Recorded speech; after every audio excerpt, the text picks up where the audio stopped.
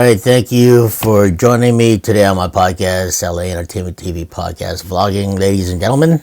It's been a while, like I said. I'll put one or two out there once or twice a month, and if something that catches my eye, worth mentioning on my podcast, I will do so. But anyway, I watched the movie. I don't watch too much movies anymore, simply because of what's going on in the world today and all this. Read between the lines.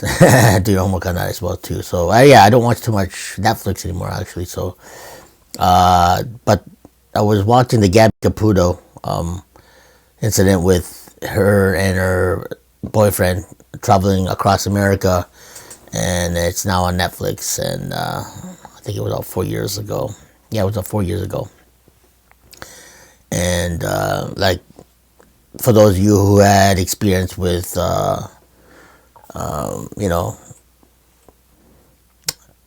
very toxic relationships, I think this movie is for you because it'll probably hit or strike a chord.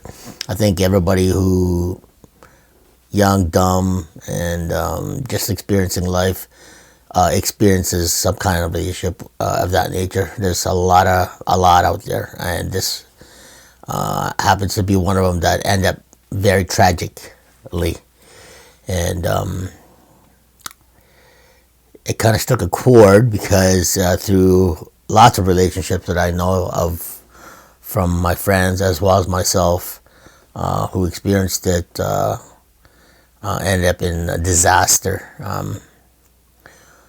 But this is no different. But anyway, I'm going to let this play out, and then I'll give you my commentate. And I will commentate in between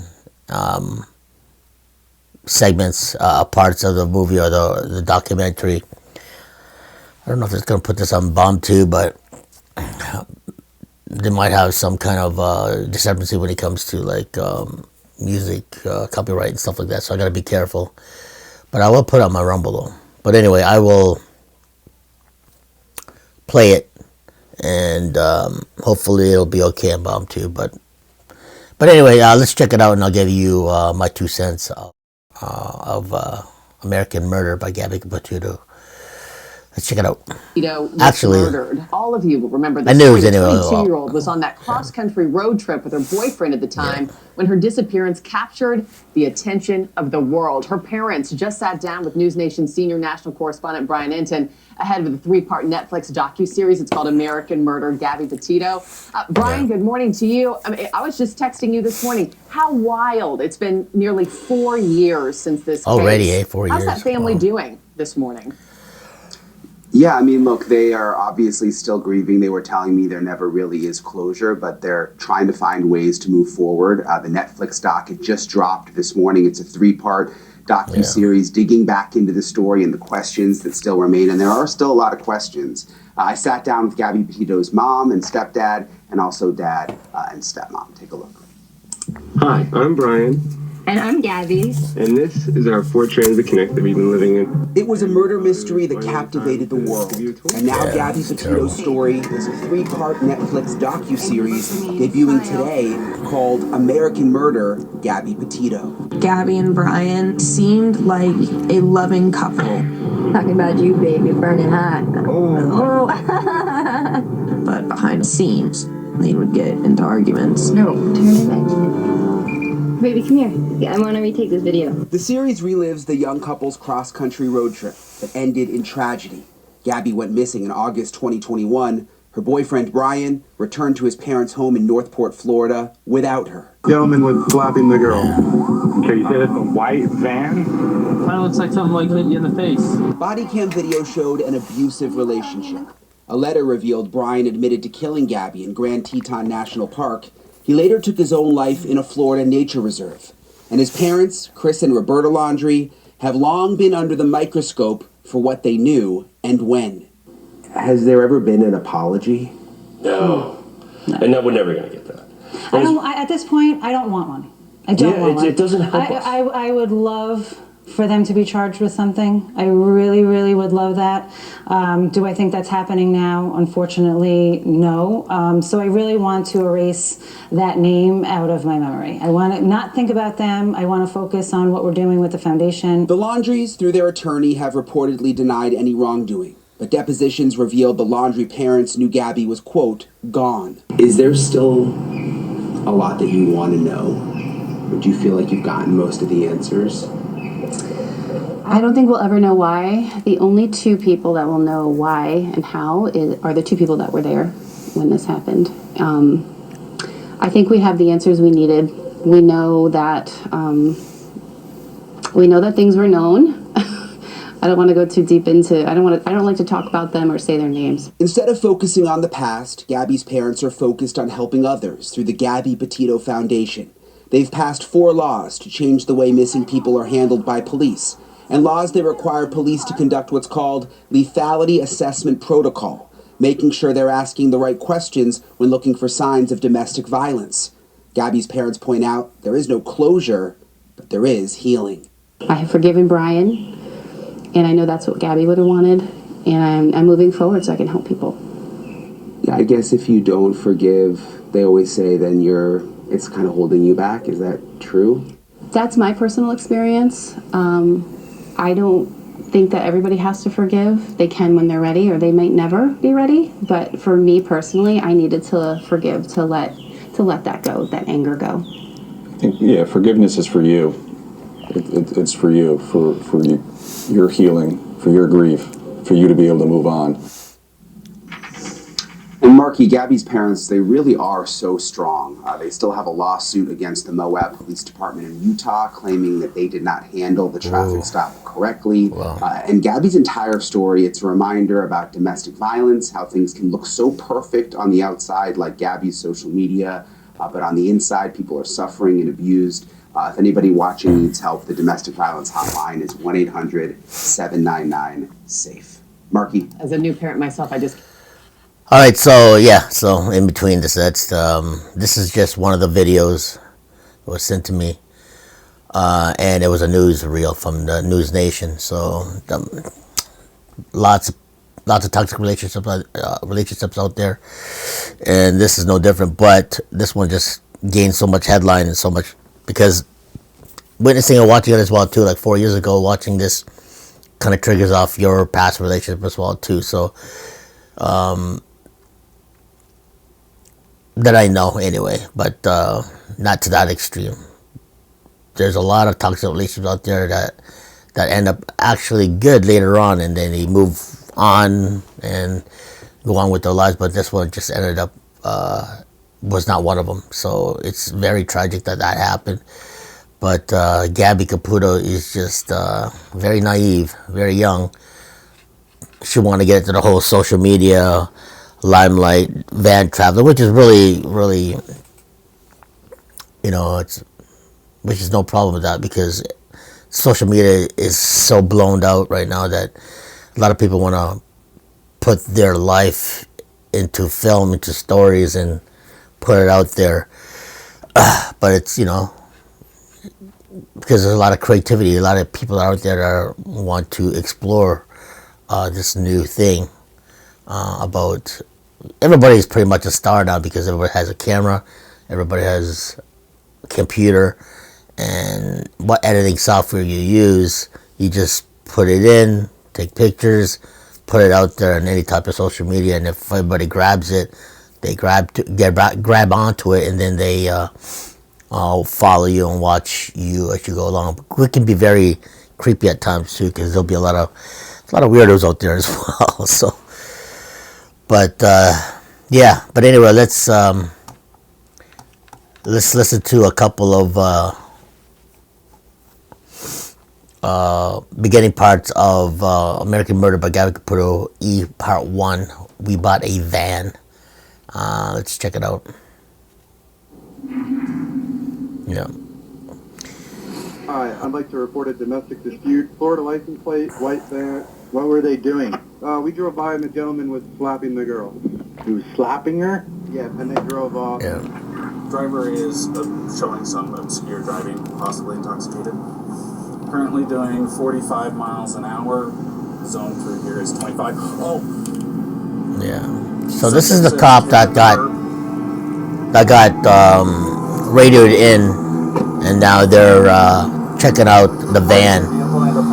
And Turn off your engine. Go ahead ahead and set your keys on the dashboard. All right. Yeah. So. What's your guys' names? Gabby. Gabby, Brian. Okay. What's going on? How come you're crying? I'm sorry, we've just been fighting this morning. Some personal issues. It was a long day. We were camping yesterday and camping got supplies and stuff. I'm sorry I hit the bump there. I was distracting him from driving. I'm sorry. Can I get you to step out of the vehicle? Okay, I'm gonna pause it right there. Gabby looked like she was in distress, and she was very. I think because she wanted to put all this in film and launch her YouTube channel, and really go out there 100%, 10%, so gun ho. It just seemed like Brian and her boyfriend was just in it just to see. To keep her close to see how she was doing it, but it seemed to me that he wasn't comfortable, I guess, putting his life out there or putting her life out there, and he's like the second wheel because all her energy focused on this YouTube channel to blow up about van life living. And I do watch van life living because my brother has one too, actually. And it's actually fun to watch because him experiencing with his wife, traveling in Canada and stuff like that. It's cool watching that video. I wouldn't know if it's for me, but watching videos like that is actually cool because you experience them traveling and enjoying their life and seeing different sceneries because, you know, it's very beautiful. The world is very beautiful, but it's also very toxic and it's also very evil as well when there's people out there who have evil intentions to do evil deeds with innocent people out there. So that goes for relationship as well too. But this right there seems to me that already when she could be also her OCD, maybe she does or doesn't, I don't know, but she's saying that she does. But him right there already saying that when he got pulled over, the cop was already drilling him questions. He's already standing back and he's like, oh shit, how do I fix the situation? So anyway, let's proceed. You want to tell me what's going on? Some days I have really bad OCD and OCD, there we go. I was just cleaning and taking a bag of ham before and I was apologizing to him and saying, I'm sorry that I'm so mean. I'm sorry if I'm in a bad mood. I've just been really stressed. I had so much work I was doing on my computer this morning. What do you do for a living? Just quit my job to travel across the country and I'm trying to start a blog. I just have a blog. So I've been building my website. So I've just been really stressed and I didn't really believe that I could do any of it. And he wouldn't let me in the car before. Okay, so when she even said he doesn't believe that he could do any of it, okay, already that was also a red flag. With her, she should have hooked up with a guy who believed in her and her abilities to do an editing and put her life story to film and bringing up her website. And that's what it's good to have a good support because she's talented in that way. Because I've seen her editing, you know, and as a filmmaker, as a DJ and a producer, you see the talents on any individual who puts their life out there and put it in film or music or one, and she's one of them. She definitely has the talent to put her life story together and to experience her traveling. And for this instance, for her to do that, it seemed to me because she needed someone like a kind of sidekick or someone to experience with her, and she thought that she was in love with him. Love is blind. Let's just put it that way. From past experiences, my relationship, you know what I mean? I'm not innocent either, but, you know, when you have two people out there that are toxic amongst each other, hurting each other, not meaning to, can end up like this. But they were so toxic together, but toxic can also attract as well, like a magnet. I think I see that in that. With him, he's just so damn controlling, but he looks like a little peon though, man. Like, but she's also not too, I don't know, it's just bad. It's hard. I can dissect this and go on, but when you see this, you see her, you feel bad for her because she really wants to put her life on film and really launch her video or her YouTube channel and her website up and going. You can see that passion in her, but she picked the wrong guy that she dated, who didn't believe in her. So Brian is very jealous, and he's very toxic, and he's very controlling. And in his head, because he's also kind of like artsy as well, it was a recipe for disaster. When his brain is all over the place, and her brain is all over the place. When you have two people out there who are mumbo jumbo in the brain and OCD and all that stuff, and they're not gelling, and they're not cooperating, and they're not working together, is a recipe for disaster. And this is what I see. All right, so anyway. Because you told me I need to calm down. Yeah. But I'm perfectly calm all the time. Why don't we do this? Why don't I sit you down in the back seat of my car? You're not in any trouble, okay? I'm not going to be putting handcuffs on you. You obviously don't have any weapons. I'm going to get you into the air conditioning, let you take a breath, relax a little bit. Is there any way to get my phone back on, Mom? All right, see, I thought the police officer did a great job diffusing the situation and comforting her, and taking her back seat of the car, and giving her water and stuff like that. And I thought all that. I thought the police officer did a great job. I don't know why Gabby's parents are suing the police, but who knows? I don't know. Well, she did die, and he committed suicide, and they both ended tragically in their lives. So I could see their point too. They're just angry. So I don't know. That's just my point of view. I thought the police officer did a good job. I don't know about the other ones. All I've seen in that video, it just seemed like he did a good job. But anyway. Parents of a missing woman from Long Island need help finding her. Gabby Petito has not been heard from for weeks. Petito disappeared while on a cross-country road trip with her fiancé, Brian Laundrie. So right now we're at Devil's Garden Campground, right? See, you're driving in a small van. It's not a big van, it's a small van, They're only working what they got. It's a cute little van, but you're confined in such a little van in such a long period of time. Two different personalities, wanting two different things and not cooperating and gelling and focusing what they both love doing. You could see it on her face. She looked like she didn't enjoy doing it and filming it anymore because her boyfriend didn't agree with what she was doing.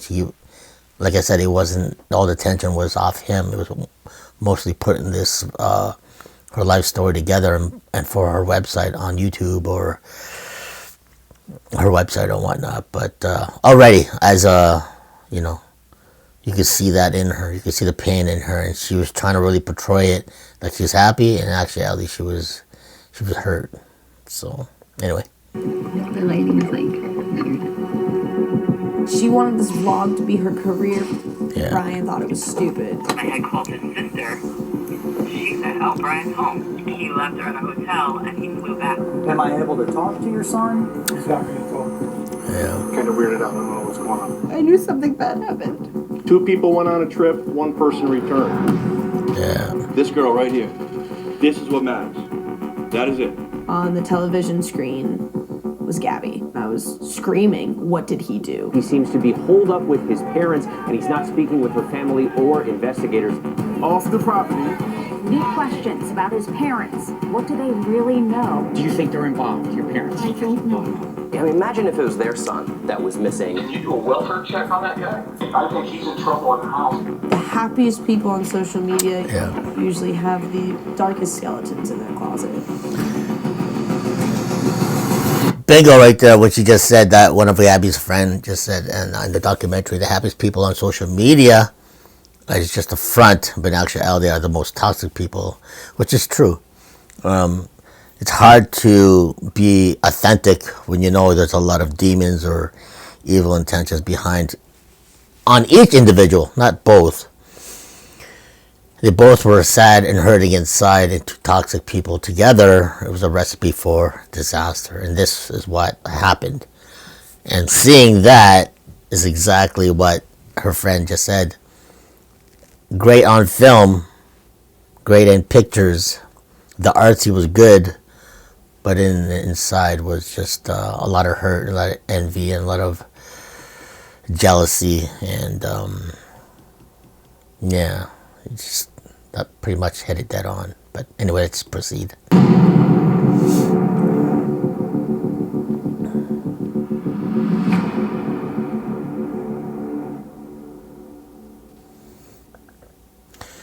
So, hi everybody, it's Friday the 19th. It's 3:20. We're heading to the hospital. Nikki's having a baby. Gabrielle will be coming out soon. There's Joe, the nervous daddy. That's right. And the next time you see the film, we'll be running out the house going to the hospital. See you later. Alright, that was his dad and his mom back in 1999. Damn, that was over 25 years ago. 26 years ago. I was 29 at the time. Damn, that happened. I mean, she just got pregnant. She's pretty young. And that right there was the start of her life and getting pregnant and experiencing that. So I'll let that proceed a little bit. I don't want this video to go on too long. I'm just giving you my 2 cents of how this came about and how they met and stuff like that, and how on the timeline and how it became very toxic and tragic between two people who really weren't meant to be. But, you know, let's check it out. March 19, 1999, Long Island, New York. Gabby was born March 19th, 1999. Yeah. We named her Gabrielle Venora Petito. The moment she came into the world, she was loud. She was ready to go. Loud, ready to go. Fun toddler, never stopped. Yeah. She gave me a run for my money. I was 20 years old when I had Gabby. Yeah, that's pretty young, 20 years old too. Joe and I stayed together till Gabby was about 6 months old. Then we went our separate ways, but amicably. Nikki and I realized that we were not good together. Joe Petito. But we both agreed to put Gabby's needs ahead of our own. And it's been that way ever since. When Gabby was in preschool, as soon as I gave her something to write with, she was drawing pictures. Gabby used to spread all of her artwork on our kitchen island, and she would just sit there for hours. Tara Petito, that's Gabby's Everything she did always stepmother. had like such Jim detail Schmidt, Gabby's when she stepfather. got older. So they're It came so separated. naturally without even giving it any thought. Gabby's very artistic. Sitting there, She's got and you some look at her very. minutes later, and she has this amazing piece of art. She can draw artistically, very artsy. So she's got a lot of Gabby talent went in that to way. high school. She really fit in with the art community there. Yeah, that's why. When I met Gabby, I was a freshman in high school, and she was the grade above me. I remember being excited because she was one of my first girlfriends. We were in a group, it was a lot of guys, so it was nice to have her to kind of balance out all that high school boy energy. A lot of our guy friends were the cooler, older group of kids. Brian especially. He looked 10 years older than he actually was. Oh, you can film the Zoom? He did look older. He looked like he's about 10 years older than everybody else. So. I remember one of my friends met him and was like, there's a narc in our high school. He's a narc, This guy, he can't be 16. He's got to be someone undercover right now. A narc. That's funny. Well after graduation, Brian shot me a text and said, please let's get together. He was unsure of his plan for the next few months. He didn't want to go to college. He was working, just living to survive. After he had graduated, he had everything he owned in his car. He was staying with our friend on his couch, and at one point I was just like, we have a bedroom. Brian stayed with us. We had gotten very close.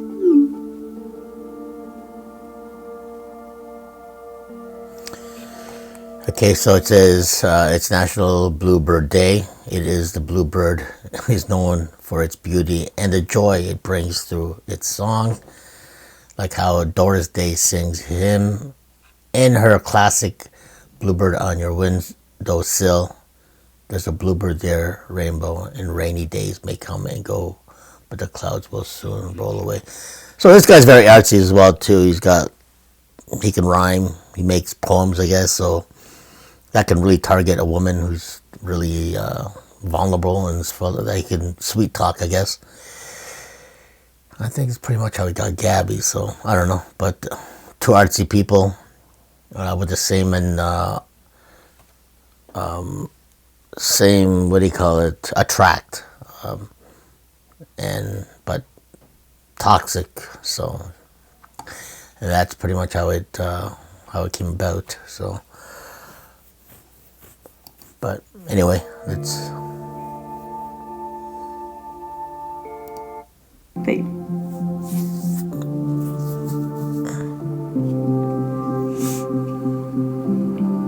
There he goes. Oh, thanks. Now I remember. Now you remember forever. Look at you. Look at that. Wait, there's two of you. What? Oh, this guy. But here we are. It's me. Brian Burns and Gabby Petito.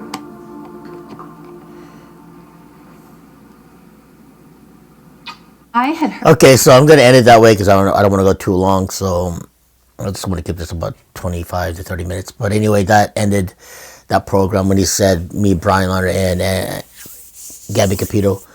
Kind of like he's very. He looks like he's very humble, but he looks like in the back of his mind he's got some very dark things in his mind. Jealousy plays a part, 100%. He was not comfortable, too. Jealousy, 1, 2, is not comfortable. And number 3, I didn't think he liked being in the limelight, but he so-called did love her and was infatuated with her. But he also didn't want to leave her alone because he felt like if she found another guy, that's the insecurity in him. And if she found another guy, he would probably flip out, which I think that's what happened because in Gabby's case, she had an ex-boyfriend who really did love her, but she was attracted to Brian. So they didn't come together, they didn't go together, they separated, and then she ended up going with Brian, which ended up to be a very toxic when they went to this adventure, on this van adventure. And that they actually, through the whole movie, her ex came about and finding out that she did go do this van life thing with the guy that, it's supposed to be with his ex, because they both liked that van life, but they didn't work out together, so she ended up going with Brian, which was the wrong guy. So if it was if they can do that over again, it was with her ex-boyfriend, then that would have worked out. But it didn't. So it ended up tragic because she picked the wrong guy. It ended up a disaster, and look how it came. They both end up dead. So anyway, so I'm going to leave it the way it is. The movie was, the documentary was really good. I enjoyed it, but it's a very sad and tragic story. And hopefully both their parents, because they're separated, find solace and find peace for their self, and we'll see what happens. Just if you have a toxic relationship out there, the first thing to do is really dig deep inside and stand up and then move on, because it will end up like this. Okay, so that's my 2 cents, and I've been there, done that as well. And for those of you who know me, the relationships can be very, very deadly, and this is a prime example. Bye for now. God bless, Godspeed, and we will see you on the next podcast vlog. Don't forget to hit me up on my Spotify, Instagram, BombTube, and Rumble, and more coming your way, as well as X. Bye for now.